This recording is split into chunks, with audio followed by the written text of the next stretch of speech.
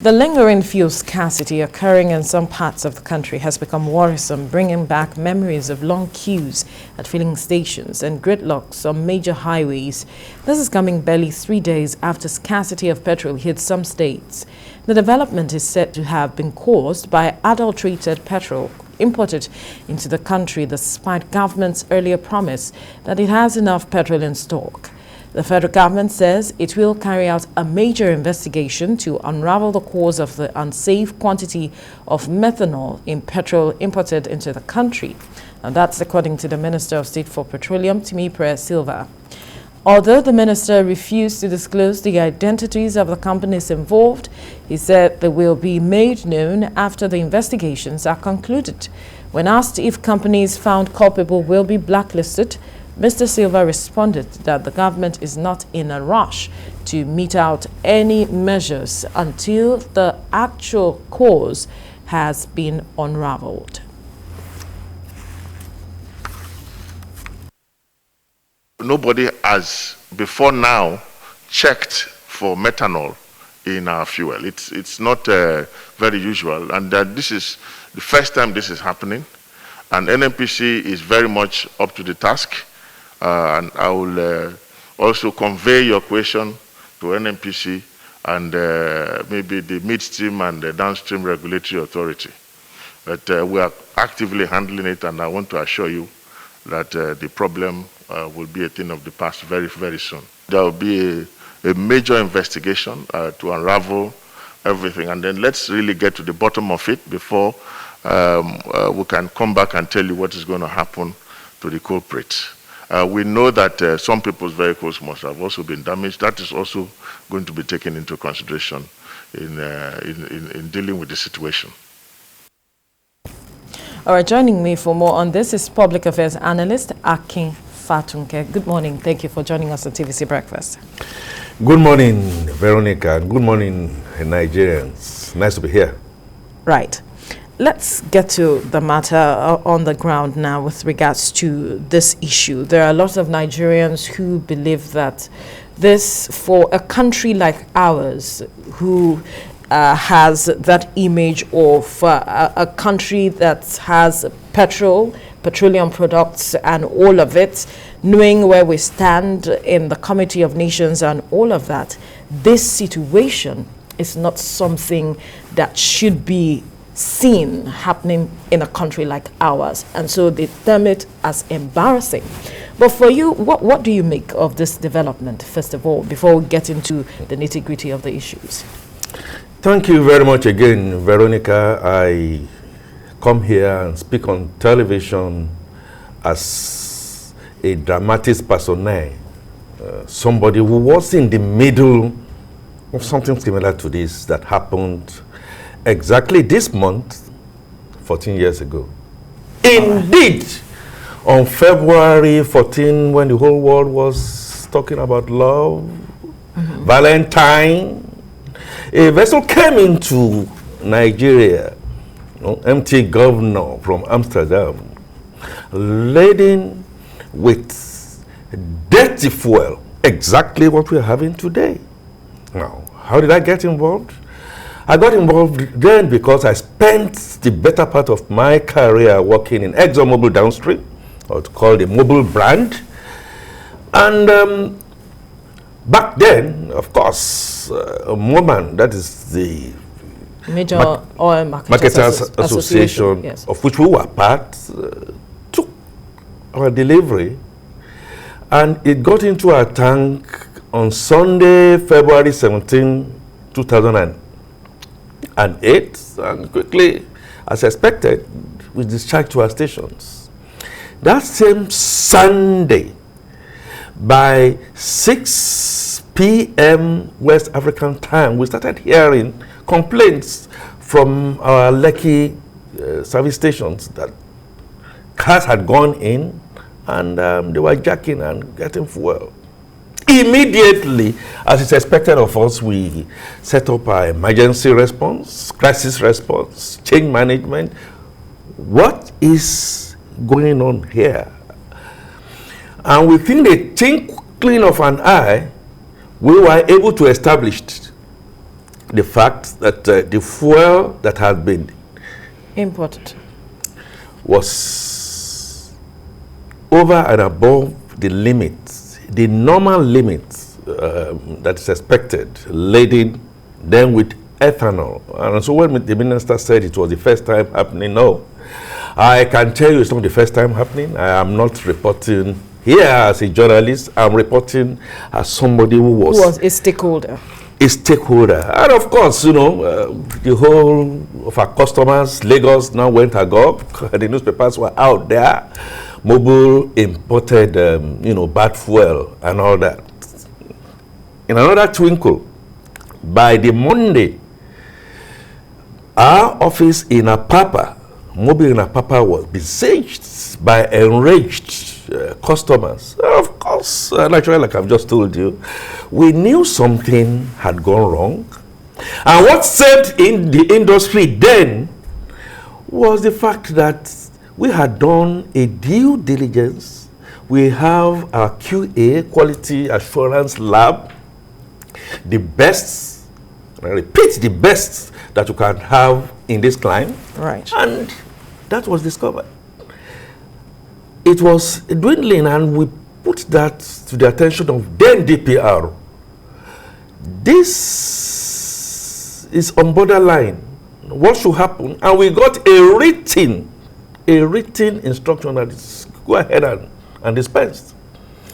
That singular action saved our industry then. So, for me, I also now want to say that what are the whys? Why would such things happen? One, for me, is the fact that our incident investigation report, which I just mentioned to you, came out within a twinkling of an eye. We're not going to continue to wait and keep people in suspense because we have our operations integrity management that helps us look at that. We were out, we knew something was wrong, and then we started seeing a bit of a cover-up. Why? A cover-up in the sense that the authorities were now going to, I don't know who they need to award, they were able to establish all that. And we came up with a comprehensive, listen to this, Veronica, well, I'm talking to you as a very sad Nigerian. A comprehensive report was issued to say who brought in what. Just mention empty governor. It was established who brought it in. The wrong person in my own company was being attacked. And say we're not going to allow that to happen. Right. When that cover-up was not going to continue to be a thing that will, you know, I remember our chief samurai dying, the first Nigerian CEO of an oil major in Nigeria, insisted and was going to cut off heads. Point now is this: there was failure in procedure, there was failure in processes, like we say in football.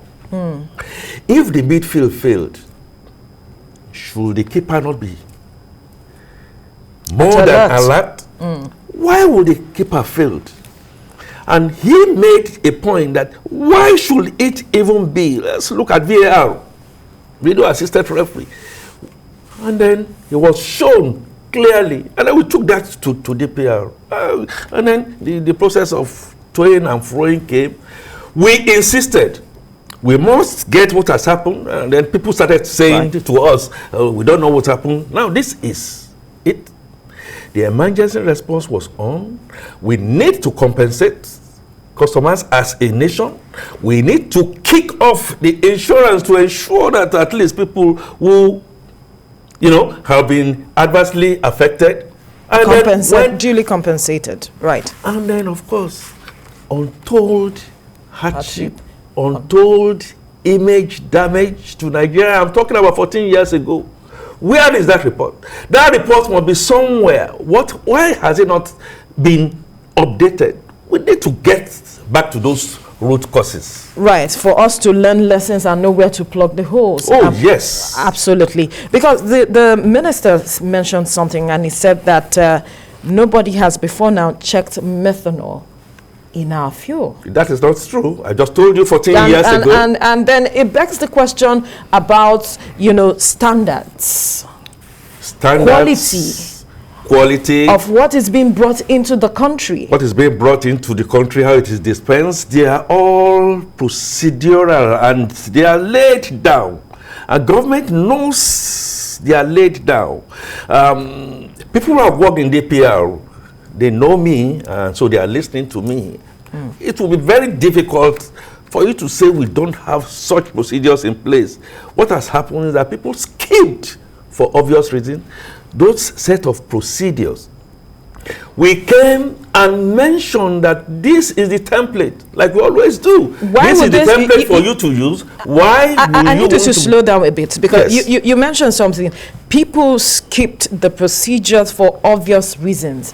Why? What are those obvious reasons? The obvious reasons, it's the big C. It's corruption.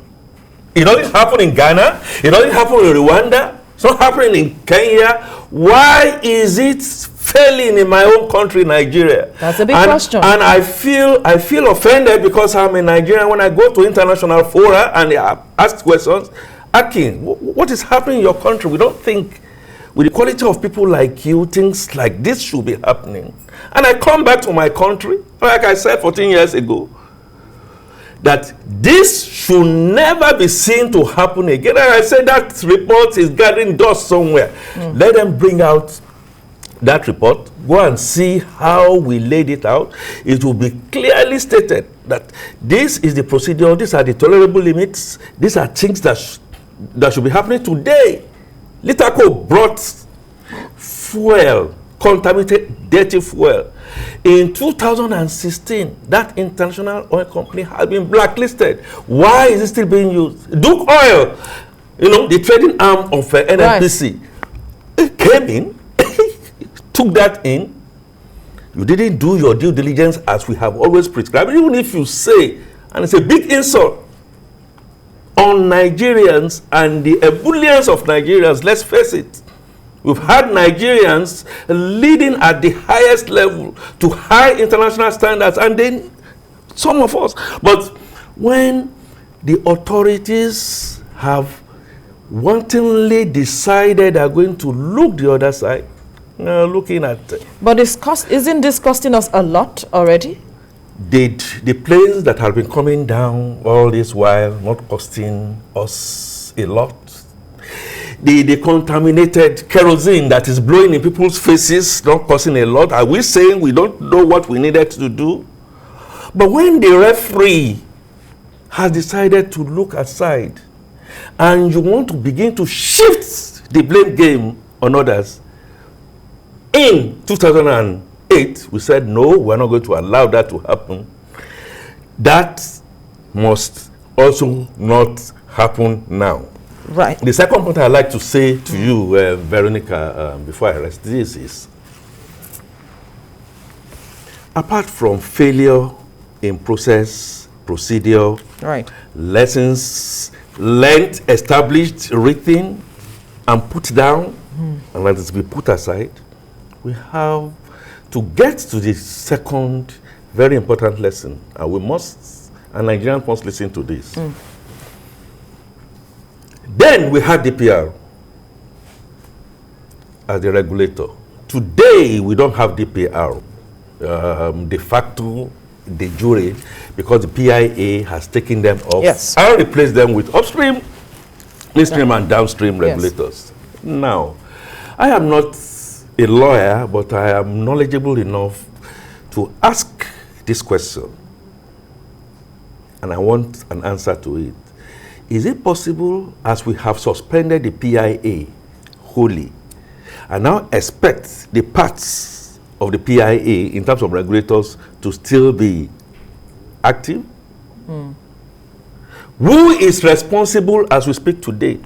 And who should be held responsible? As we are speaking, when this incident happened, I told you the experience that we got it on Sunday, and before the tide of Sunday, we knew who brought what. It was nipped in the bud. Yes.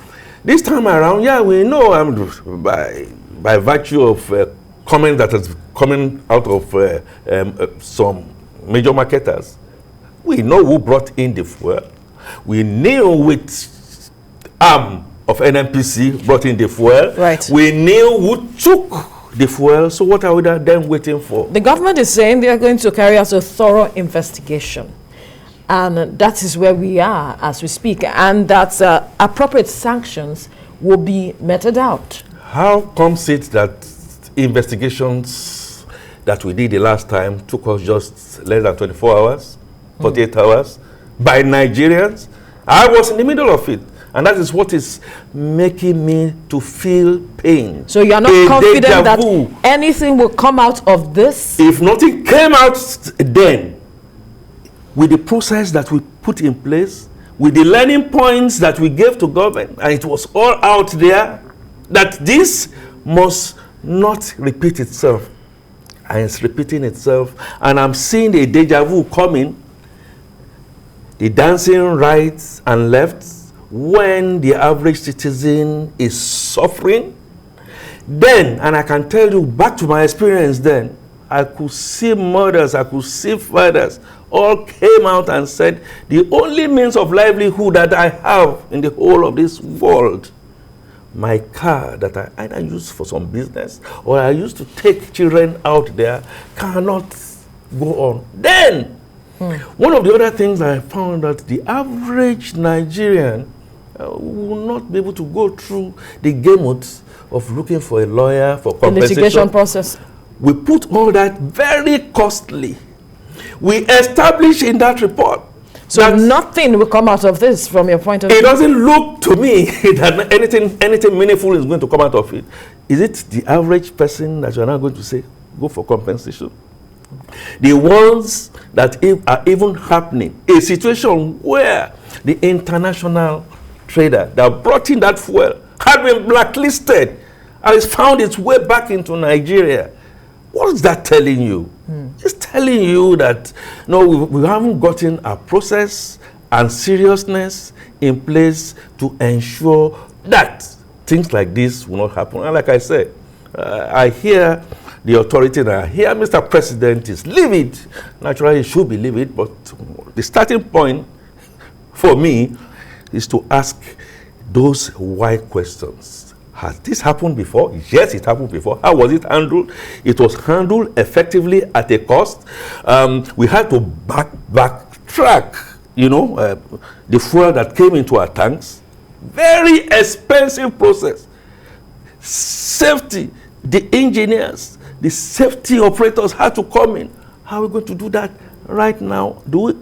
Even when the legal backing for the regulators are not there. Who are you going to blame? Who are you going to blame? Who are you going to blame? Are we now then going to go into a situation where, as usual in Nigeria, looking for a culprit that we know who the culprits are?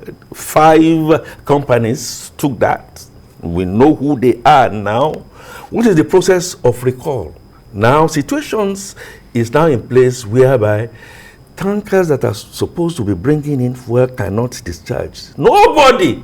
And they know. Nigerian engineers know, Nigerian safety people know the fact that you need to be able to recall this. I also heard, I keep on, I'm weeping inside, Veronica, that yes, the culprits are going to be. We know the culprits are out. Sanctioned. Do we have the moral and political will to sanction the culprits? Do we? The culprits are in high places. We know them.